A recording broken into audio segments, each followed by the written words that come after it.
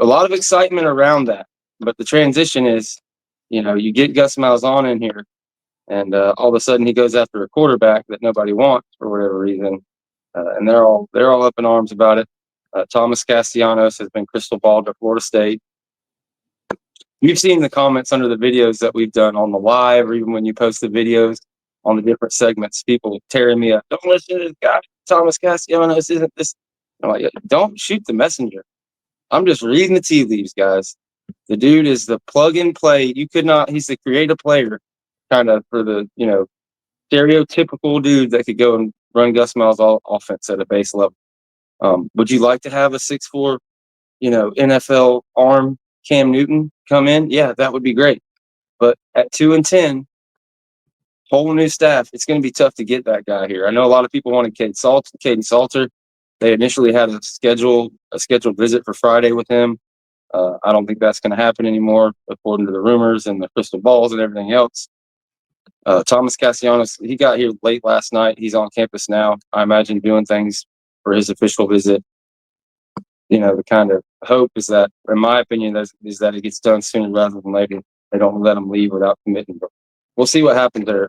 A lot of the fan base, they're really split on this one. And I'd say it's more 2/3 against it and 1/3 like me saying, like, guys, I don't know what people's expectations are out there, but for me, if you can get 7 or 8 wins, that's a big win, and you have something to build on. Maybe you can recruit an elite quarterback out of the portal next year, whatever the case may be. So the other side of that, it just happened to happen at the same exact time. So people are pretty much equating them going after Thomas Castellanos to losing Luke Kromenhoek, because Kromenhoek has now officially entered the portal, and then he's like the number 1 quarterback in the portal.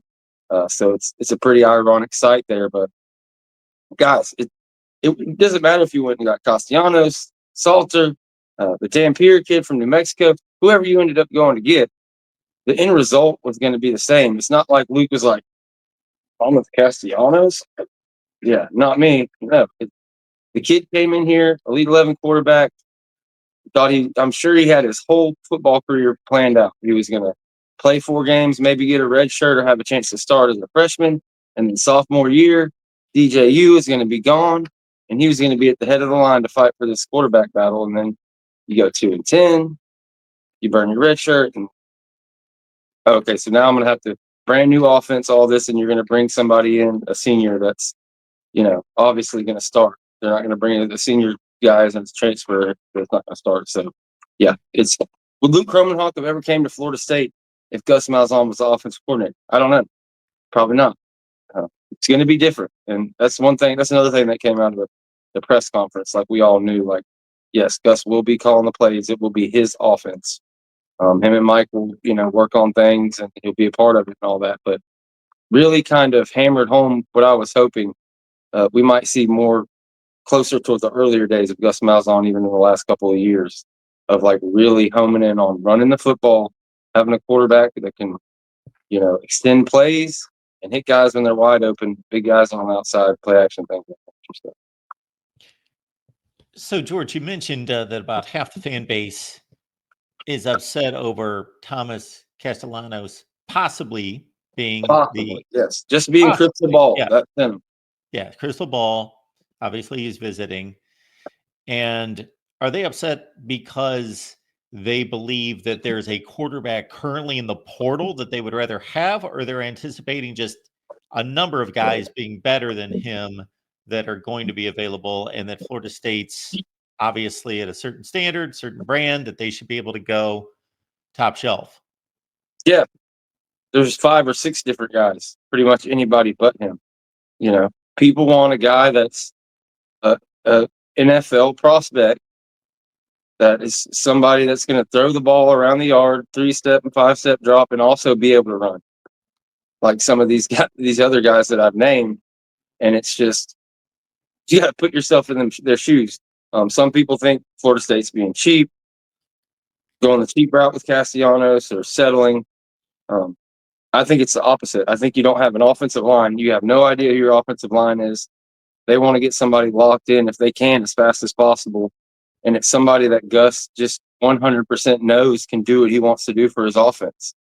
he's seen him as a freshman, and then now has the tape of him for 2 more years. And I mean, they act like he's like got a knee injury or something, and he's like one of these guys who's a senior now and he's a shell of his former athletic self. Like, I don't think that's the case.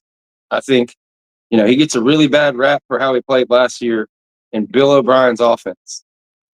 Like, the same guy who, I've said this over and over again, like, Alabama got him out of the paint so they could go forward with Jalen Miller, and he was a Heisman contender after the guy was like, dude, you can't play quarterback for me. So then he inherits Castellanos, and Castellanos is such a stud, such an athlete at 5'9", obviously not a pocket passer or an NFL, type game manager, even close to that. But he still starts him for 10 games until he has got the next guy to, supersede him. Now, I don't know what went on behind the scenes or what the conversation was. Won't speculate. Like, that's another thing that people bring up. Like, he quit. He's a quitter. He quit on his team. It's like, I get you. I guess you could say that, but I don't know. I've never been in that situation where you go somewhere thinking you're going to do this and they bring in the worst possible coach on the planet for you. And then you get 10 games into the season and get benched. Like, I don't know if he quit on his team or if he was, I can't worry too much about that. With how these kids hit the portal every year, like, okay, well, Luke Krumhoff just quit on his team. You guys are all upset you're losing him and you want him back. Like, so, like, whatever. Yeah, what Castellanos did would have been unheard of even 5 years ago, but it's not today. So do I like it? No, not necessarily. I would like to see players fulfill their commitment to the team for the rest of the season, but is what he's doing out of the ordinary?